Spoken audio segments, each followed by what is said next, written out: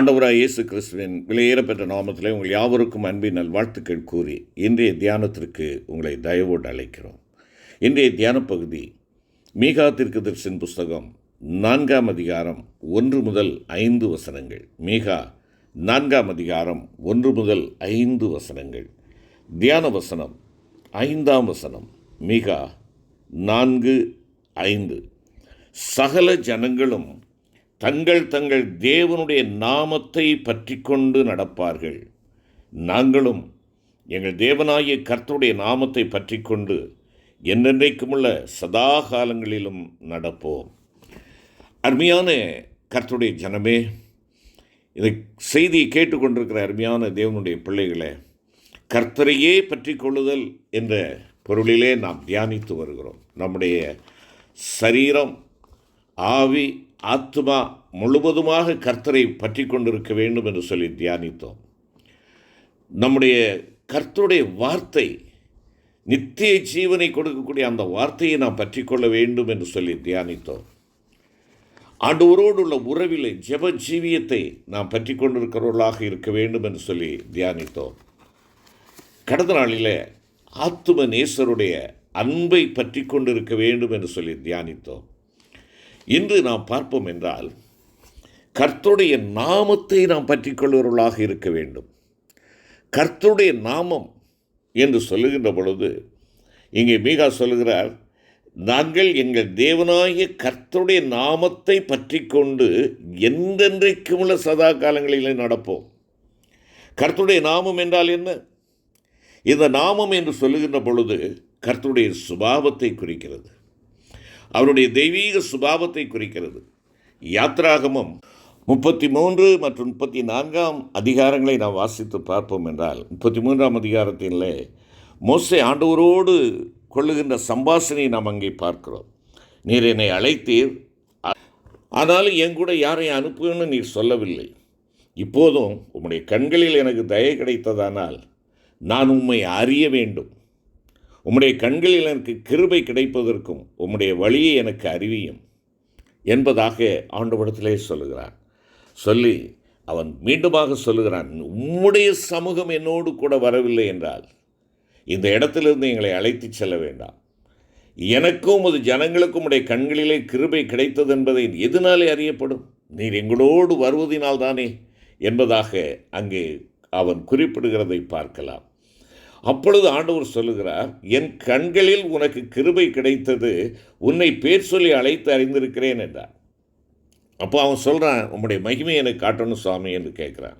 33ஆம் அதிகாரம் 20 முதல் உள்ள வசனங்களை பார்க்கின்ற பொழுது, என் மகிமையை உனக்கு காட்டுறேன், ஆனால் என்னை மகிமையை நான் எப்படி காட்டுவேன் என்பதை குறித்தும் அவர் என்ன செய்கிறார், அங்கே விளக்குகிறார்.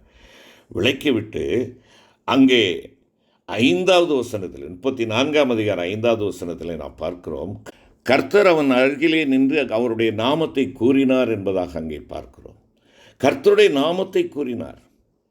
கர்த்தர் அவனுக்கு முன்பாக கடந்து போகிற போது அவர் கர்த்தர் கர்த்தர் இரக்கமும் கிருபையும் நீடிய சாந்தமும் மகாதயமும் சத்தியமும் உள்ள தேவன், 1000 தலைமுறைகளுக்கு இரக்கத்தை காக்கிறவர், அக்கிரமத்தையும் மீறுதலையும் பாவத்தையும் மன்னிக்கிறவர், குற்றவாளியை குற்றமற்றவனாக விடாமல் பிதாக்கள் செய்த அக்கிரமத்தை பிள்ளைகளிடத்திலும் பிள்ளைகளுடைய பிள்ளைகளிடத்திலும் 3ஆம் 4ஆம் தலைமுறை மட்டும் விசாரிக்கிறவர் என்று கூறினார். இங்கே ஆண்டவருடைய நாமம் என்று சொல்கின்ற பொழுது அவருடைய சுபாவம், அவருடைய திவ்ய சுபாவத்தை இங்கே குறிப்பிடுகிறார். பிரியமான கர்த்தருடைய பிள்ளைகளே, அவர் இரக்கமுடையவர், கிருபை உடையவர். அவருடைய நாமம் என்னது? இரக்கமுள்ள தேவன், கிருபை மிகுந்த தேவன், நீடிய சாந்தமுள்ள தேவன், மகா தயையுள்ள தேவன், சத்தியமுள்ள தேவன், இரக்கத்தை காக்கிற தேவன், மன்னிக்கிற தேவன், விசாரிக்கிற தேவன்.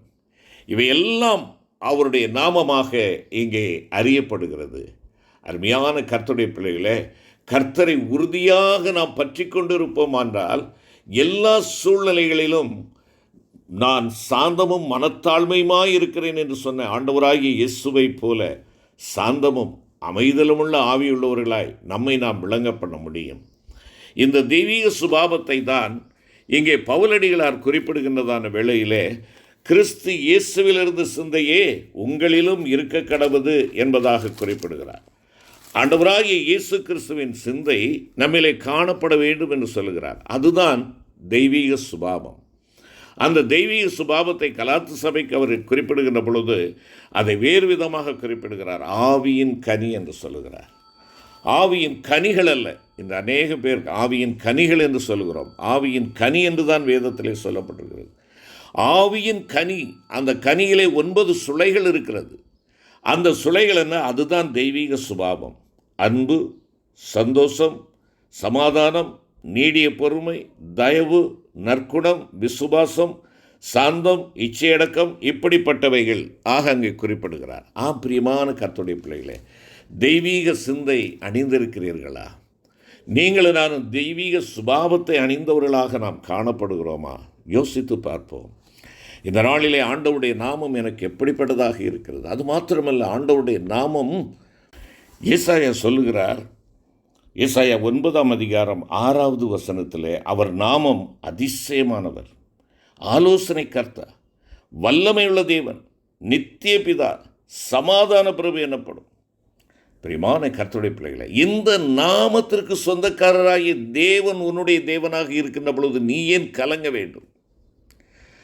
தாவீது கோலியாத்தை எதிர்கொள்ளுகின்றதான வேளையில் கோலியாத் நிந்திக்கிறான். தேவனையும் தேவனுடைய பிள்ளைகளையும் தேவனுடைய நாமத்தையும் நிந்திக்கிறான்.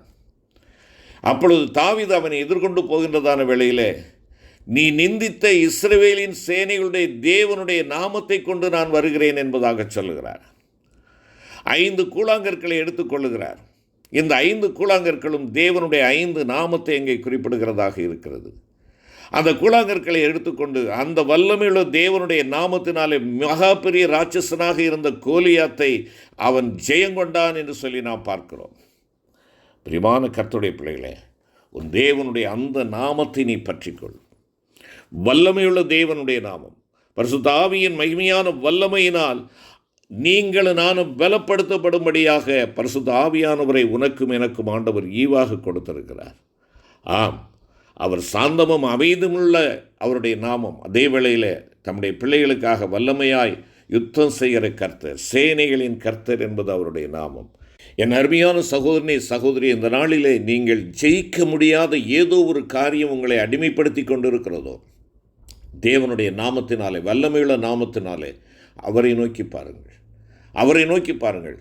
உங்களுடைய நெருக்கங்கள், பாடுகள், கஷ்டங்கள், உபத்திரவங்களிலே அந்த மேலான நாமத்தை நீங்கள் நோக்கி பாருங்கள். ஒருவேளை யாரையும் மன்னிக்க முடியாத நிலையிலே நீங்களும் நானும் இன்று இருப்போம் என்றால், மன்னிக்கும் சிந்தையுள்ள அந்த தேவனுடைய நாமத்தை நீங்கள் பற்றி கொண்டு அவரை நோக்கி பாருங்கள். அன்பு செலுத்துங்கள், தயை செலுத்துங்கள், இரக்கத்தை செலுத்துங்கள், சாந்தத்தை கொடுங்கள். அதுதான் கர்த்தருடைய நாமத்தை பற்றி கொள்வது. அருமையான கர்த்தருடைய பிள்ளைகளே, தேவன் நம்மில் எதிர்பார்க்கிற திவ்ய சுபாவங்களை நாம் வெளிப்படுத்தக்கூடியவர்களாக இருக்க வேண்டும். எனவேதான் சகலவித நற்கிரியைகளுமாகிய கனிகளை தந்து கர்த்தருக்கு பிரியமுண்டாக அவருக்கு பாத்திரராய் நடந்து கொள்ளவும், சந்தோஷத்தோடே கூடிய எல்லா பொறுமையும் நீடிய சாந்தமும் உண்டாவதற்கு மகிமையான அவருடைய வல்லமையின்படி எல்லா வல்லமையிலும் பலப்படுத்தப்படவும் உங்களுக்காக வேண்டுதல் செய்கிறோம் என்பதாக பவுல் அப்போஸ்தலன் கொலோசு சபைக்கு எழுதுகின்ற பொழுது குறிப்பிடுகிறார். கொலோசியர் 1ஆம் அதிகாரம் 10-11ஆம் வசனத்திலே நாம் இதை வாசிக்கிறோம். என்னை கேட்டுக்கொண்டிருக்கிற அருமையான கர்த்தருடைய பிள்ளைகளே, ஒருவேளை இன்று நம்முடைய சந்தோஷத்தை கெடுக்கக்கூடிய காரியங்கள், ஒருவேளை மற்றவர்கள் எனக்கு எதிராக செயல்படுகிற சதி ஆலோசனைகள், என்னுடைய பொறுமை நீடிய சாந்தத்தையும் ஒருவேளை அவைகள் கலைக்கக்கூடியதாக, சிதறடிக்கக்கூடியதாக இருக்கிறதோ, நம்முடைய அஸ்திபாரம் உறுதியாக இருக்கட்டும். நாம் அவருடைய நாமத்தை பற்றி கொண்டவர்களாக நாம் இருப்போம். உனக்கு விரோதமாக உருவாக்கப்படும் எந்த ஆயுதமும் வாய்க்காதே போகும். அது சொல் ஆயுதமாக இருந்தாலும் சரிதான், கல் ஆயுதமாக இருந்தாலும் சரிதான், கொல்லக்கூடிய ஆயுதமாக இருந்தாலும் சரிதான், அத்தனையும் என் தேவனுடைய வல்லமையுள்ள நாமம் அக்கினியால் சுட்டெரிக்கும் என்பதை நீங்களும் நான் மறந்து போகக்கூடாது. பலவீனம் உங்களை ஆட்கொள்ளுகிறதோ, தடுமாறச் செய்கிறதோ, அன்பு செலுத்த முடியாமல் தயக்கம் காட்டச் செய்கிறதோ, அருமையான கர்த்தருடைய பிள்ளைகளே, தேவனுடைய பலத்தை நாம் நாடுவோம். அவருடைய நாமம் நம்மை திடப்படுத்தும். இதைத்தான் சகரியா தீர்க்கன் சொல்லுகிறார். 10ஆம் அதிகாரம் 12வது வசனத்தில், சகரியா 10:12, நான் அவர்களை கர்த்தருக்குள் பலப்படுத்துவேன், அவர்கள் அவருடைய நாமத்திலே நடந்து கொள்வார்கள் என்று கர்த்தர் சொல்லுகிறார். கர்த்தருக்குள் பலப்படுத்தப்படுவது வேண்டும். அவர்கள் அவருடைய நாமத்திலே நடந்து கொள்வார்கள். நீங்களும் நானும் கர்த்தருக்குள் பலப்படுத்தப்பட அவரிடமாய் ஓடி வர மாட்டோமா? அவரிடத்தில் ஓடி வருவோம். ஆம், சகரியா 10:12 நாம் வாசிப்பது போல கர்த்தருடைய பலத்த சத்துவத்தின் வல்லமையால் பலப்படுத்தப்பட்டு அவருடைய நாமத்தை, அதாவது அவருடைய சுபாவங்களை பற்றி கொண்டு நாம் அவற்றை நம்முடைய ஒவ்வொரு நாள் ஜீவியத்திலேயும் வெளிப்படுத்த வேண்டும். தம்முடைய அடிச்சுவடுகளை தொடர்ந்து வரும்படியாக நமக்கு மாதிரியை பின்வைத்து போல நம் ஆண்டவராகிய இயேசு கிறிஸ்துவின் அடிச்சுவடுகளை பின்பற்றி அவற்றில் நடந்து கொள்ளும்படியாக நம் கால்கள் அவர் அடிகளை பற்றி பிடித்து கொள்ளட்டும். ஜெபிப்போம்.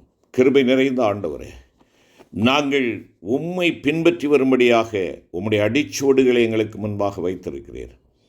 அப்பா, தெய்வீக சுபாவமாகிய உம்முடைய அந்த நாமத்தை நாங்கள் அநேக நேரங்களில் ஆண்டவரே நாங்கள் பயன்படுத்தாதபடி நாங்கள் காணப்படுகிறோம். பிசாசானவன் எங்களுடைய கண்களை குருடாக்கி விடுகிறான். அப்பா, உம்முடைய நாமத்தை நாங்கள் உறுதியாய் பற்றி கொண்டு உம்முடைய தெய்வீக சுபாவத்தை ஒவ்வொரு நாளும், ஒவ்வொரு வினாடியும், ஒவ்வொரு சமயத்திலும், ஒவ்வொரு இடத்திலும் நாங்கள் வெளிப்படுத்தி உம்மை மகிமைப்படுத்த நீர் எங்களை கிருபை தாரும். மீட்பர் இயேசுவின் மூலம் வேண்டிக் கொள்கிறோம் பிதாவே. ஆமென்.